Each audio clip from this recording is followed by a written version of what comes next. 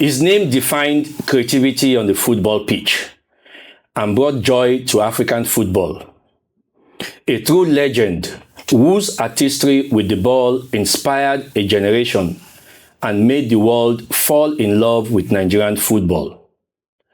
From the streets of Enugu to dazzling crowd on the world stage, Austin Okocha remains the gold standard of skill, discipline, and pure showmanship. Today on The Exchange, we go beyond the dribbles and the cheers into the mind, the journey, and the man behind the magic. This is The Exchange. I am Femi Soneye. And I'm Joycelyn Ella Keche Ada. And our guest is none other than the iconic Austin Okocha. You're welcome to The Exchange, sir. You're welcome. Thank you very much. Welcome to Abuja. Thank you. And welcome to the White Room. Yes. It's great to be here. Awesome. JJ, everyone knows you as one of the most skillful footballer that Africa has produced. In fact, the world has produced. And you've gone on to be very successful. If football had not worked out for you, what do you think you'll be doing? Well, I think I'm not sure, but I should be in the business world, I think. Doing business? Yeah. Okay. Because of maybe the environment where You find yourself. I grew up. Okay. So you'd have been doing marketing and all those Importing and exporting. importing and exporting. Whatever to make money, as long as it's legit. It's legit. That's good. Awesome. Okay, so JJ, everyone knows you for your dazzling footwork. When you're on the pitch, just like the clip we just watched, you dazzle. We know you're good at that. But what's the one thing you are actually bad at? Not on the football pitch now, just generally. Ooh. I'm very bad at remembering people. Wow. I don't know if it's because I meet a lot of people. So if I've not been with you for a while, I struggle to remember. When you see the person. Because I meet a lot of people every day. So sometimes it's difficult to remember people that you met only once. Yes. And especially when you've not had any conversation or whatever with them. I'm very bad at that. Okay. Yeah, JJ, you make football look like art.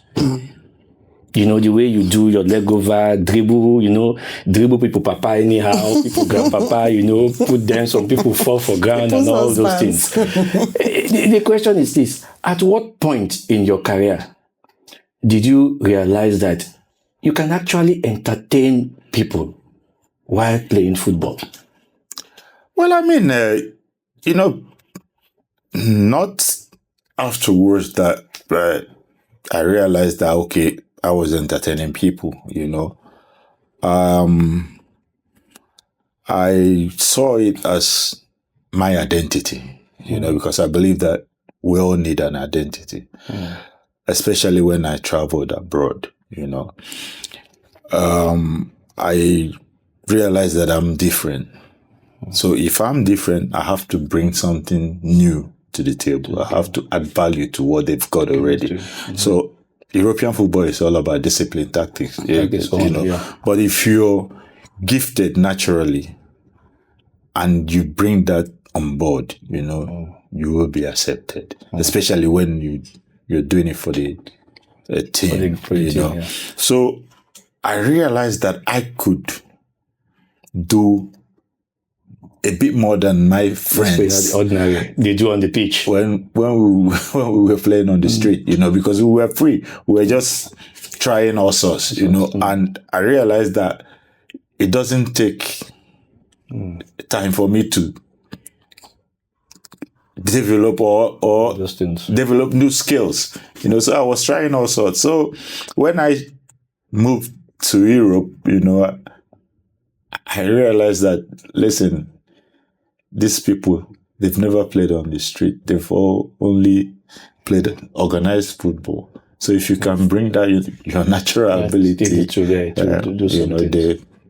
they will see you in a amazed. different way. Yeah. So, but you have to find a balance. You know, you have to know where and how to do it, because you have to work. I had to learn. You know, because sometimes when you love what you're doing so much, you get carried away. That's my question. I do get carried away. You know, I'm not perfect. You know, so I do get carried away sometimes, because sometimes if it looks easy. You know. But then has there been a time where you actually dribbled a particular player and then you feel pity for the guy? No. I never felt pity for anybody, because I mean, I was selling my market. You know, so. Okay, you spoke about moving to Europe, you know, when you were pretty young. What was that one thing, or let me just say, what did you find difficult to adjust to moving at that young age? The weather first, and then the language. Oh, okay. Yeah. The weather was too cold? It was too cold. My first winter was like hell, because I never knew you get that cold. So nobody prepared me for it, you know. That must have been tough. Okay. It was. Can imagine. Okay. JJ, you've played in amazing and beautiful cities all across the globe, from France, Turkey, England, and Germany. Which of these countries shaped you the most? You know, both as a player and as a person. Germany, Mm-hmm. because that was my first stop, and I went there when I was 17. Wow. You know, I turned 18 there. So I always say that I went to Germany as a boy, left as a man. You know, because the discipline that they taught me in Germany, the professionalism that they taught me in Germany, I didn't see it anywhere else, and that was what helped me, you know, in my career. Okay, a follow-up to that. Is there a city? Okay, I'll give you the option to give me 3. Tell me 3 cities and club that you wish you had played for. You want to get me in trouble. I mean, it's a wish. I missed only one, I would say. You know, I would have loved to play for Barcelona. Barcelona. Wow, that's nice. Wow. Paris Saint-Germain, I achieved. Yes. Eintracht Frankfurt, I achieved. You know. Wow. But Barcelona, I missed that. So yeah, that's great. But in your career, which team, or should I say, who was the toughest team you've ever come, you know, face to face with? Well, I mean, every game is different. You know, every game is different, and in football, you have good days and bad days. Okay. You know, but there are teams that, on paper, they motivate you. And then there are teams that you know that they play ugly. So those are like the games that you're not looking forward to playing. And I can say then in the Premier League, a team like Stoke, you know, they play ugly. So it's always difficult to play against a team like that. Or Blackburn, for example, because it was a derby match, you know, so it used to be tough.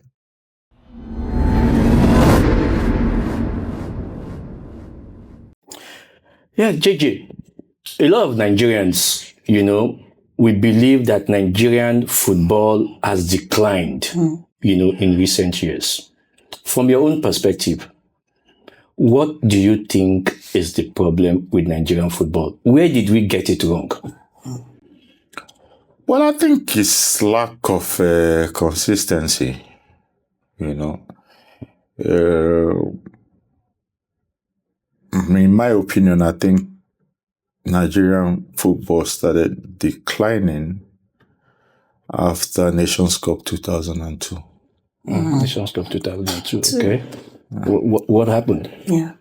The team was disbanded. Okay. And then some of us were called back. And I think, in my opinion, I know some people might not be happy with me, but the squad that we went to the World Cup with in 2002 was maybe the weakest that I played. Oh yeah, I mean it's obvious. That's the Japan World Cup. Exactly. Yes. Oh yes, Japan it was. Korea. I mean, it's Yes. obvious. Yeah.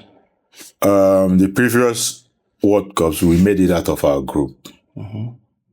Maybe even we topped the group.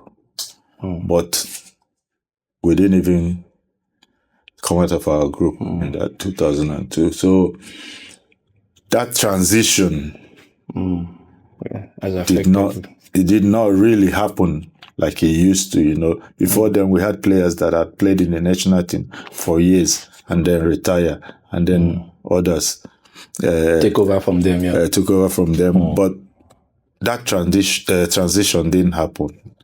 They disbanded the team, and then almost 70% of the team left.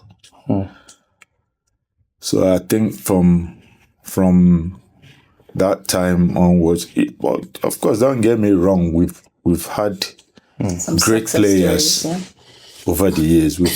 We've had players that have won tournaments also for Nigeria, but that consistency, That's lacking. we don't win games with conviction anymore. Yeah. Oh yeah. You know, Okay. it happens every now and then. But then at least at home, Yeah. We'll know that yes, no matter where you are, no matter what, you get beaten. you know, it's harmony. Yeah. You know, Yeah. so we made our home our fortress, but now it's like we're weak at home, even, you know. So, in my opinion, that was when We got things into started. You know, we've lost that fear factor. Before, nations used to be scared to play Nigeria. Oh, yes. Now teams are looking forward For to play in Nigeria. So speaking about our national team, looking at the Super Eagles now, what do you think we're missing to get right, to get us back to that level? What can we do to get back to that level? It's like I said, the same thing. It's like putting a proper structure in place and let that structure work. Okay. You know, we always believe in quick fix. In football, there's no quick fix. Yeah. You know, it's that's why it's a team game. Yeah. You know, and you need time to build a It team. needs to be good plan. You know, Nigeria can never lack talent because of our population. Yes. Who always produce good players. We have a fantastic squad now. But why are we not consistent enough? Why are we not winning back-to-back games? You know, so I don't think it's just the players, you know. It might be other things off the pitch. You know, because you have to prepare off the pitch before you get on the pitch. So if you're not ready, That's true. So talking about other issues beyond the pitch, there have been conversations linking your name to the NFF. Are we going to see Jayjayokocha vie for the head of the Nigerian Football Federation? maybe because there's nobody else left. That's why they were mentioning my name. No, I'm enjoying my private life. I'm enjoying my freedom. I'm very sure the viewers want to know: are we going to see? Yes. I mean, No, I'm a junkie when it comes to football. I'm a big one of the. Forget about me playing for Nigeria. I'm one of Nigeria's biggest fans. You know, that was why part of the reasons why I moved back home.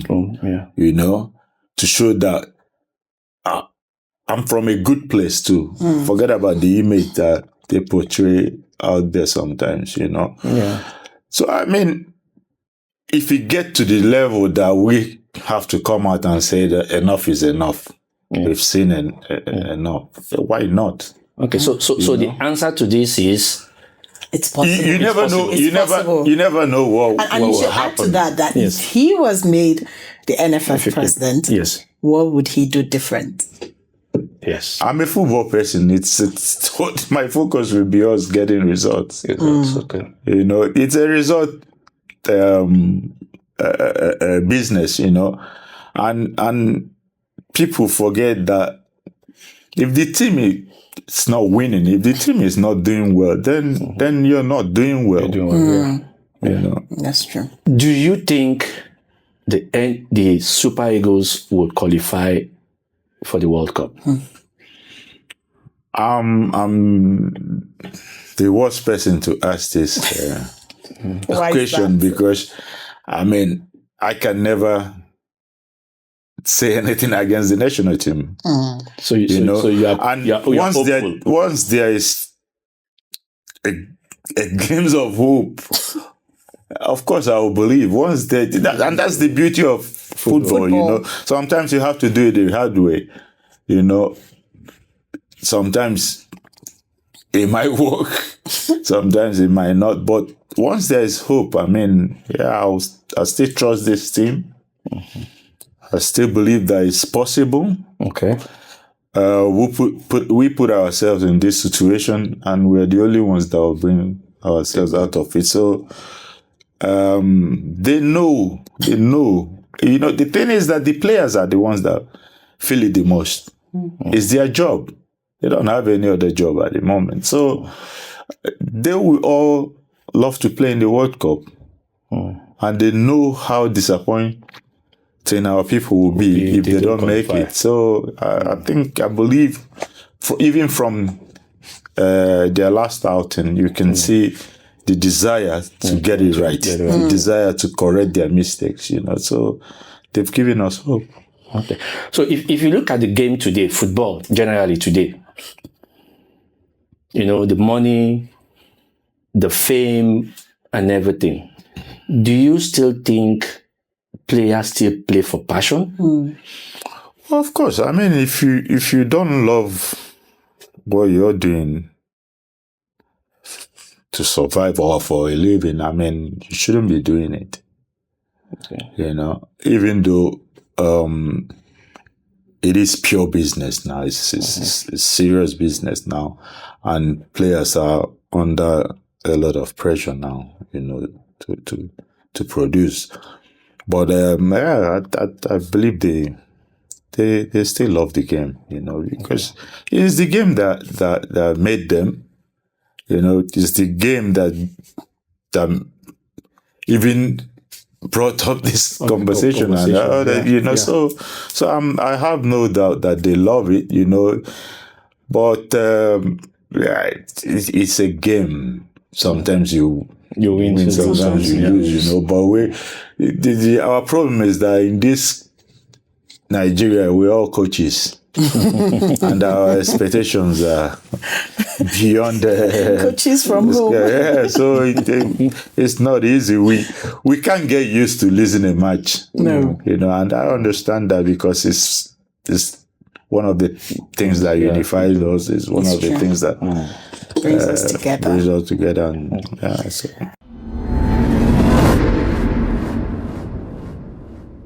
Okay, so you admitted that your time as the chairman of the Delta State Football Association, in your words, a woeful failure.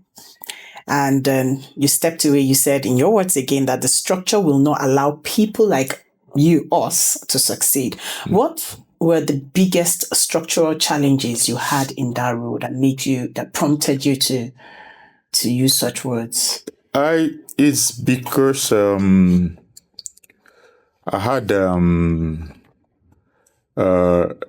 boss, if I may put it that way, because whether you like it or not, government is always your landlord, So I had somebody that was not willing to work with me, you know, and I was a bit uncomfortable, you know. He didn't understand that I was just there to help develop Again. the game in Delta, you know. I was using my money to run the FA. Wow. I did it for 2 years. I ran the FA Cup with my money for 2 years. So there was no and the funding, second there year, was no budget? no funding, nothing. no. You know, and I didn't have the structure or whatever to attract Investors. the investors or corporate, you know. I said, you know what? There's no need. Yeah. You know, there's no need. I'm not that kind of person that will just stay in a place that I'm not adding comfortable with. value. I mean, just to be chairman or a FA president, you know, if I'm not adding value. So I decided to leave it for them. JJ, you've inspired a whole lot of generations. Yeah. You know, I mean, it's mind-blowing. Yes. Who inspired you the most while growing up? Well, I would say my senior brother. You know, even though as a kid, it was all about Pele, you know, but I grew up from a footballing family, you know, and So would that be Emmanuel Okocha? even our most senior brother, he's the main JJ. Oh, you know? wow. Yeah, so I got my inspiration from my brothers. Yeah. Oh, really? That's interesting. Okay, so many say your talent was ahead of your time. Do you feel you got the recognition you truly deserved, both in Nigeria and globally? Recognition, yes. I mean, people still recognize me. People still, thank God that during our time, we managed to get some clips. So people still go back and watch my clip. But I can say that I didn't get the rewards that I think I deserve. You know? Okay, the reward, okay. Yeah. But recognition, yes. When you say reward, in what terms? In what terms? In terms of, I didn't win CAF African Football of the Year. So that's But I won BBC African Player of the Year back to back. Okay. And then, but CAF never gave you. Yeah. So that's a regret. Yeah. And I think I might be the only person that have not won both at the same time. Oh, really? Because you can't be good enough for one and not good enough for the the other. other. So, JJ, you once captained the Super Eagles. What was the hardest decision you ever had to make, both on the pitch and out the pitch, while you were playing for the Super Eagles? As the captain. As a captain. That's a tough decision. That's a tough question. No, maybe there is a match that you were playing and this match there's no goal, everywhere block, and you were thinking, what would we do today? I think it was us not qualifying for 2006 World Cup. And I felt like we threw it away. And the reason being that the decision that was made off the pitch cost us the what decision was that? The match was played in Kano. Okay. And we had never played in Kano before. All of us are foreign-based players. The heat, the weather. So we were all like, it was an own decision. Foreigners. In your own. In our own. It was supposed to be a home match. Oh. Wow. Oh, bad decision. Bad decision.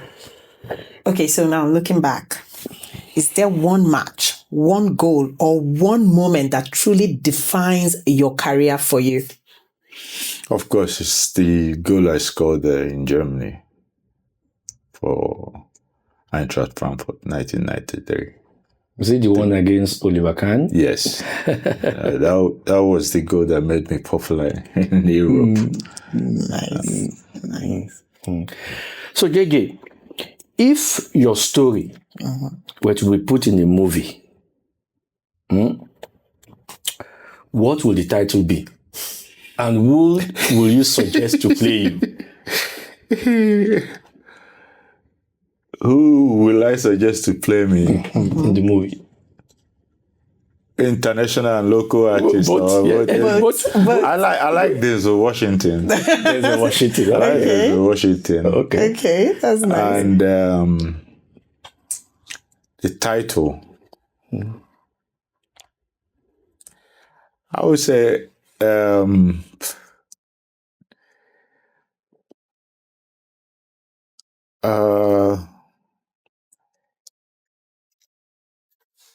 an unknown genius. An unknown genius. I like that. Okay. But you're a known genius. Yes, anyway. he is. A known legend. You know. JJ, that's the last one. I mean,